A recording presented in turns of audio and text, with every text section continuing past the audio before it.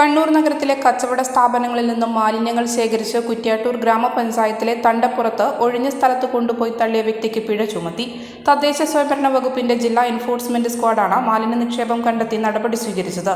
നഗരത്തിലെ വിവിധ സ്ഥാപനങ്ങളിൽ നിന്നും അനുമതിയില്ലാതെ തരംതിരിക്കാത്ത ജൈവ അജൈവ മാലിന്യങ്ങൾ ശേഖരിച്ച് ആളൊഴിഞ്ഞ സ്ഥലത്തെ റബ്ബർ തോട്ടത്തിലെ കുഴിയിൽ തള്ളിയ നിലയിലാണ് എൻഫോഴ്സ്മെന്റ് സ്ക്വാഡ് കണ്ടെത്തിയത്.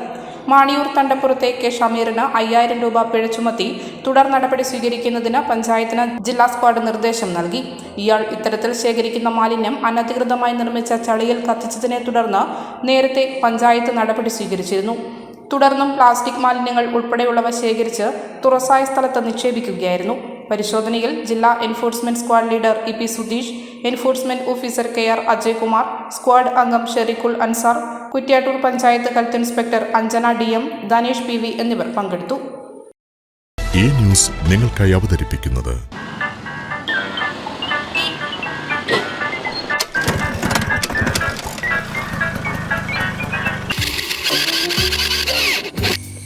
എത്ര സമയമായി? എടാ നിൽക്കട, ഇതിപ്പോ സ്റ്റാർട്ടാവും.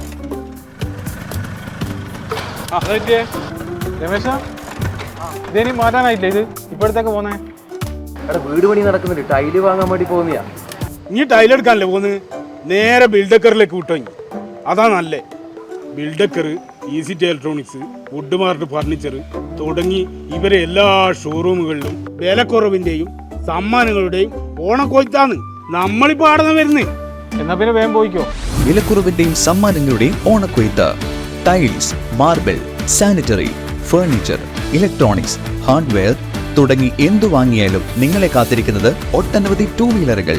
നിങ്ങൾ എത്ര തുകയ്ക്കാണോ പർച്ചേസ് ചെയ്തത് ആ തുക നറുക്കെടുപ്പിലൂടെ നിങ്ങൾക്ക് ലഭിക്കുന്നു. ഈ ഓഫർ ഇരിട്ടി മട്ടന്നൂർ ബിൽഡക്കർ ഗ്രൂപ്പിന്റെ എല്ലാ ഷോറൂമുകളിലും ലഭ്യമാണ്.